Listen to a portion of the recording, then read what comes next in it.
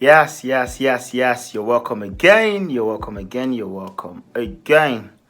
My name is Mathias Mancha Pwol, alumni of MWF 2023 cohort, and on this episode, I will be sharing what is expected of you when filling your essays. Like I said, the application is full of essay writing, so I'll be sharing my best knowledge on what is expected of you in filling those essays. Before I continue, I beg subscribe. Subscribe to my YouTube channel. Click the subscribe button and like this video if it has helped you. Then drop comments and ask questions under the comment sections. I'll be answering each and every one of you because I can't be handling everyone at the same time, so I'll be answering on the comment section so other people who have same questions can go through and read them.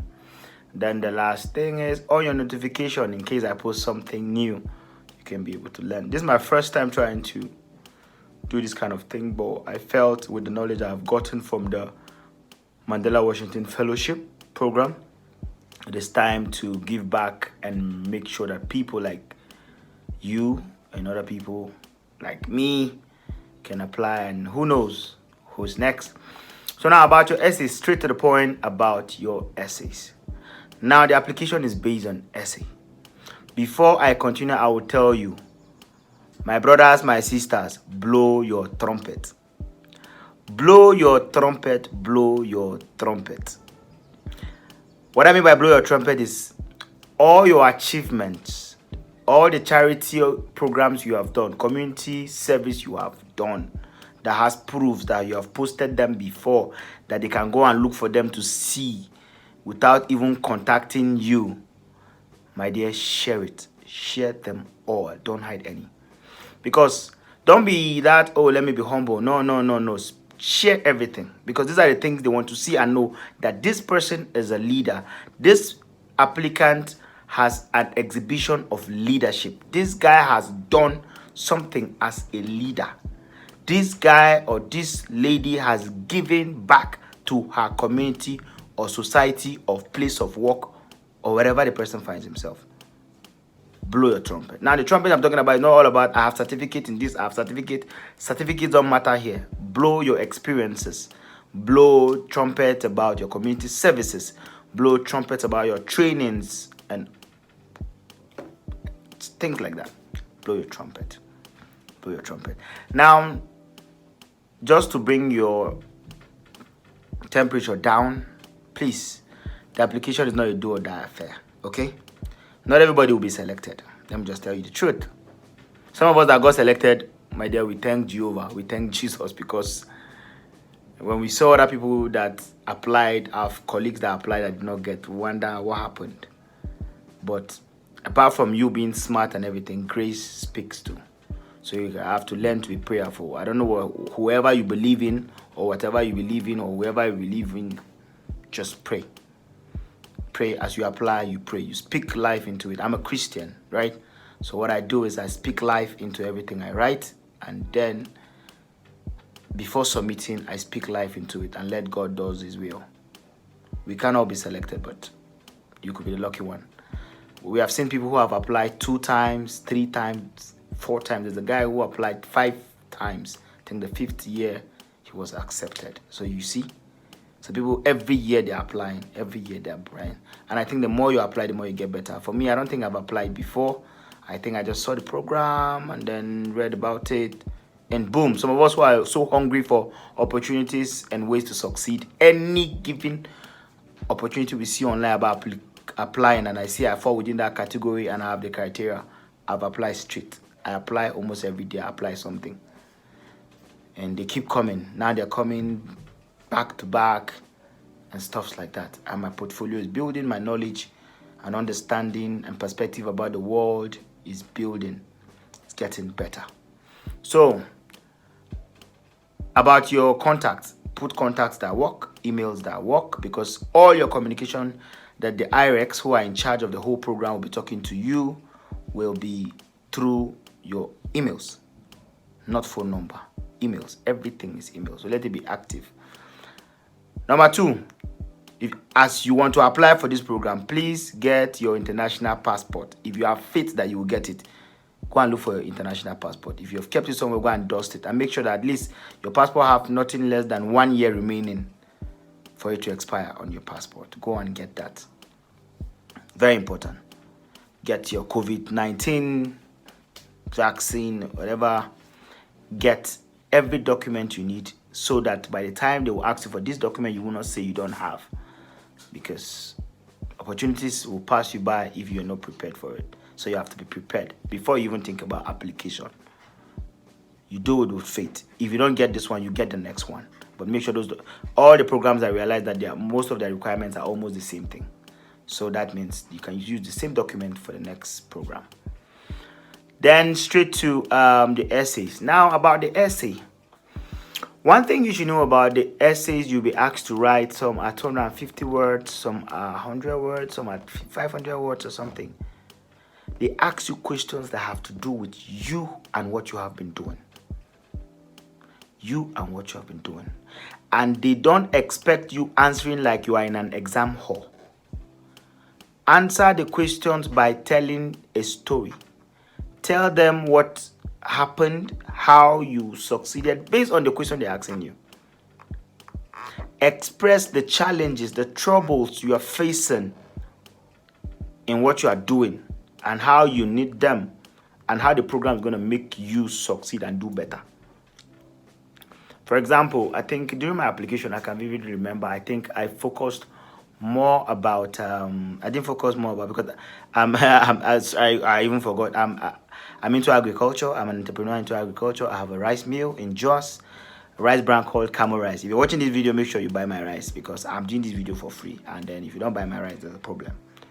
That was a joke. So I also have a pig farm. I've been doing agriculture for a long time, because I'm from Jos, Plateau State, Nigeria. So I grew up in a family where you don't have a choice than to farm and stuff like that. So going to university, I realized that there's an opportunity into the same agriculture I'm running away from. So I decided to use my knowledge I got from my bachelor in business administration and then put it, and I started doing business, buying from my state, selling in Lagos, graduated to that. I sold yams, sold peppers, sold tomatoes, sold Irish potatoes. Before I sold rice. Before 2 years ago, we launched our own rice brand called Camo Rice, which the factory is located in Jos Plateau State, and our product is in about 6 to 7 states within Nigeria. And after this program, because right now I'm full of energy, trust me, I can't wait to see Camo Rice in America and other African countries. So let's keep to that. But I didn't focus more about my rice. I focused about food insecurity, because anyone who knows Plateau State Jos will know that we've been passing through a lot of insecurity issues. Farmers and farmlands are destroyed, farmers are killed and stuff like that, because I'm a victim of one. When I was growing up, this was how my parents were running with us, helter-skelter, just so that I would not be killed by terrorists in our houses, farmlands. In fact, presently, our biggest farmland, we had to abandon it for more than 10 years and stuff like that. So those are the stories I shared. They were not fabricated stories, they were real life stories. Anybody who is in Nigeria and knows about Plateau State Jos will know that we've been passing through a lot of insecurity issues, and it always affects farmers. So those were the issues I raised. And then when I was asked questions about things I've done, I told them about things I've done. Remember on the other episode I spoke about, I involved myself in, you remember I said community project, mentoring the young ones. I partnered with INEC to do a project with my community and all these other small things. I also do Zoom meetings, space, share, free consultations, some not always free, but based on what I see you have to offer and how eager you are to succeed, I share my little 1 cent knowledge with you to get better. Because the more I'm giving you, the more I'm also learning from you too. So that is what I do. So I realized, and that's how I did my application. I could remember it took me almost I used 20 days or so to apply. I start, I leave. I start, I leave. I start, I leave. The more I leave, the more I come back with better ideas. Until it was remaining 1 week to submission when I got the email that a couple of days remaining. I remember I was traveling from Abuja to Jos, and that's how in that car I started typing with my phone, writing the stories, writing the stories, writing the stories, writing according to the words. Writing, making sure it doesn't exceed the wordings and stuff like that. Make sure I pinpointed the issue. I never got tired of talking about the issues. I never got tired about talking about the solution and how I can help in making the solution better. I never stop tired of it, because I believe that insecurity can change, insecurity can stop if the youth are employed. And in Nigeria, the massive employer of labor is agriculture and the informal sector. So I was using myself as an example of where I started from, where I am, and where I'm going to. So I did everything, wrote my story. Remember, do not lie. Do not lie. If you're applying, do not fabricate some English that does not exist, because you will regret it. Trust me. When you go to the next stage, it's more crazy. Yes, it's more crazy after selection. So that happened, and then step, I did it. Then took some time, took 2 days to cross-check my work. I didn't give anybody to proofread for me, not because I was perfect, but because I was running out of time. So I proofread it myself, checked for errors, fixed them. I know there were still errors, definitely. And then I prayed over it before submitting, I remember. Prayed over it before submitting. Something amazing about the application is that you can start and stop and continue later. Start, you can save, continue, save, continue. So you don't need to rush. So this is all I can say about how you should answer your essays. I don't know if you want me to proofread your essay. People are saying they should proofread your essays. None of us is perfect. None of the alumni is perfect, even if he or she should proofread your essays. And based on their busy schedules. Remember, personally, I've been out of the country. I've left my business for like 6 weeks. So coming back, I'm trying to focus back on my business. I'm trying to focus back on the projects I want to execute, because I have 3 or 4 projects I want to execute as soon as possible. And my body, the hot, I want to execute them and stuff like that. So I might not be able to proofread your essays. I'm sorry about that. But you can do it yourself. Do not give ChatGPT to write your essay. Let me just even tell that one. Do not give any machine to write your essays, because you will regret it. Because the same question you are posting for machine to ask, another person will put a machine will ask, and when they realize that there are similarities, both of you are cancelled. So write them. Write your story the way it pains you, the way you want people to hear your story, the way you want people to perceive your story. That is how you should write it. Your success, blow your trumpet the way you want people to know about your success. Blow it. Your failures, say it the way it is, because they know about failure, so they don't expect you to succeed. Always answer them. Remember, this program is done in memory of our greatest Nelson Mandela, of his struggle for the people. So you see, somebody struggled for us to get the opportunity. So be ready to also share your story, because one day you can be celebrated. Who knows? As I said, it doesn't matter anything you are doing. Anything, NGO, for profits, anything you are doing. As long as you're a young African leader with a vision to make Africa better, this program is for you. So I'm going to stop here, and this is everything you need to know about applying for the essay. This is everything you need to know. Any other thing, I don't know what they will tell you, other people will tell you, but this is it.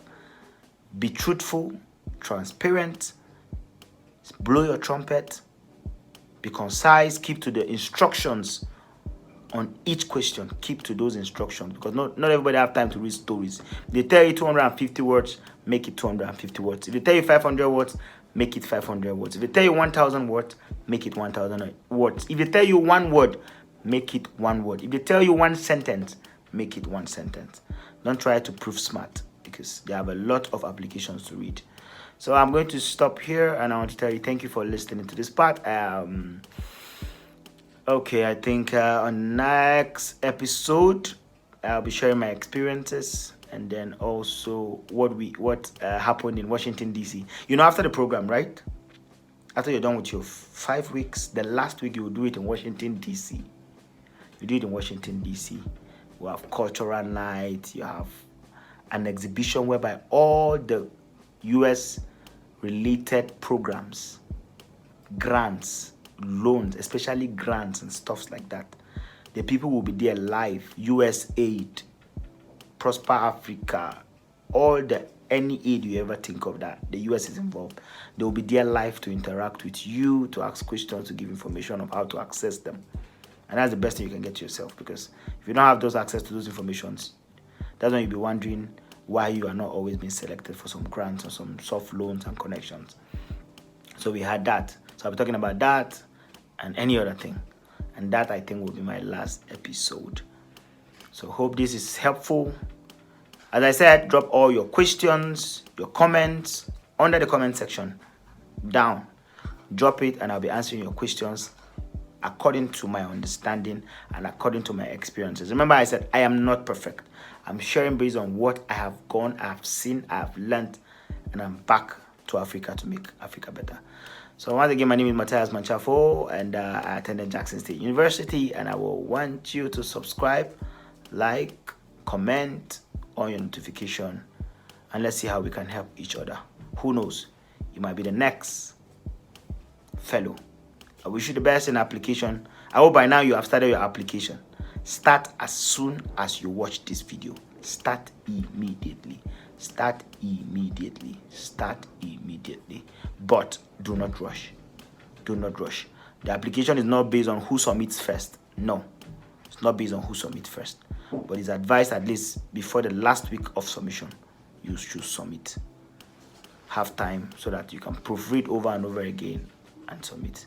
I believe that with these small steps and this small knowledge I'm able to share with you, it will be helpful for you to be selected.